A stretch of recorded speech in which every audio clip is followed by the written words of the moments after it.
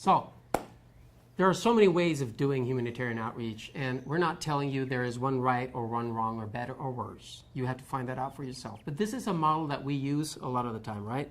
So sometimes we use just an hour, 3 hours. Sometimes it's a day or 2 days. It depends, really. But we start by putting everybody on the map, by allowing the people in the group to say their name and why they're there, because it makes everybody feel seen and heard and belong to the group. And then we explain the basics of stress and trauma. Just simple. What are the symptoms that belong to this? Yeah, because symptoms can be so many. And sometimes when we make this list of symptoms, some people can say, oh, how do you know how I feel? Because all those symptoms, I carry all those symptoms. So it's a way of also recognizing that things that you think, some people even think this is how I am, but it's actually a symptom of what you have lived through. So we just want everybody to understand that there is a large list of symptoms. Some of them are emotional, some of them are physical because they manifest in our body after a while.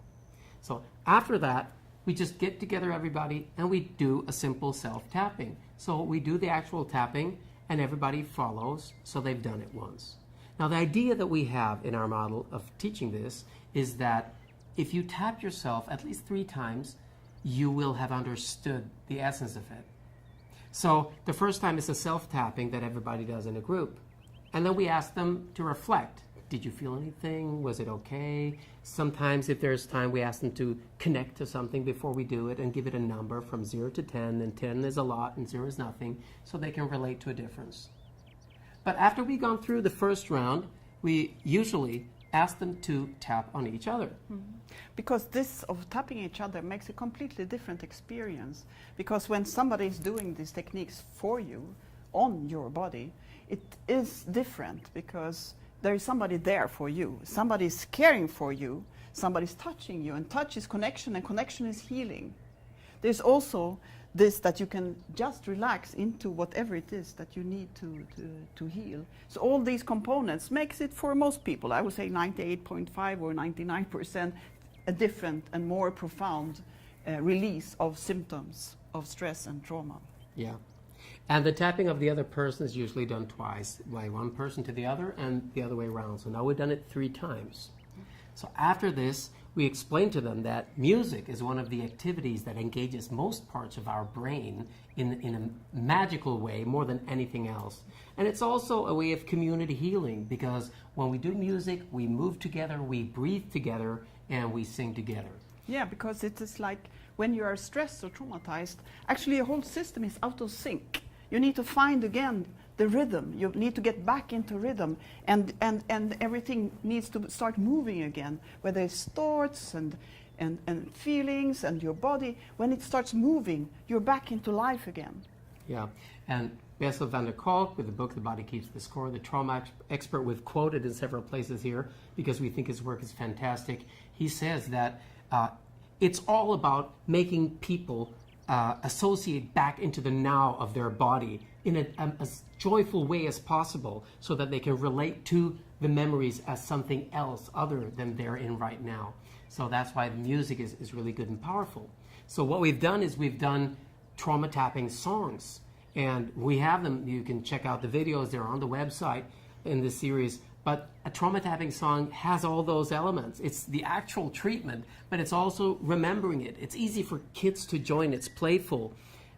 And it actually helps you remember also the treatment. Yeah, and it started actually as a way of remembering, because the first time we experienced somebody just doing spontaneously music and adding this tapping into the technique was when we were in Sierra Leone, where the women, they were coming from villages far, far away, but then they were going home to spread the techniques to the other women in the village. So when they came, they directly started doing a rhythm and a song, and nobody said that they should, but for them it was just natural. And then they could sing that song and do that rhythm when they came back home. So since then, as we said, we have been doing many songs and creating many songs in many different languages, and that you can see on the website, and just follow them, just playing it out, and then people can just follow and also go into the rhythm. Yeah. So the model consists of, in one part, making everybody seen and heard when they come. In another part, it consists of understanding intellectually symptoms of trauma so that you can recognize things you've been feeling in yourself and in others, understanding that it all has a common denominator, that of stress and trauma. The third thing is to understand how to relax yourself with these techniques. So the fourth thing is to do this on one another, to understand the empowerment and that actually you can be there for each other. And after that, the fifth thing is to do it with music and actually move and get it into your nervous system all the way around. So we find this has been a very helpful way. We found it's a model, it's been easy to scale, it's been easy to use cross-culturally in places where we don't speak the language. We do have somebody from that place with us, and they're helping us interpret the few parts that have to be spoken. Yeah, because the techniques that we are teaching are more or less wordless. So people don't need to speak out what it is that they have lived through or what their experiences are, unless they wanted to. But in the group setting, this is not necessary, and that is also for integrity very good, that anybody can bring whatever they have, just connecting to it slightly inside. Yeah, and this model has been used in survivor groups, it's been used in prisons, it's been used in refugee camps, and with trainers. In schools. And there's the question always, should we train trainers so they go out and then do the work with recipients, or should we train with the recipients? And our recommendation is you always do it everybody together. You have the trainers and the recipients at the same time learning, because we're all there doing it together. Yeah, because that is the most important. It is that we are here together. So don't being somebody who is an expert bringing something in, but we are here together, being this human community, and that we are working on things together. Because it's like us, we use these techniques almost every day, and that is just for everybody to use it every day. So it's not a difference between me and anybody else just because we come as trainers. No, we do it together.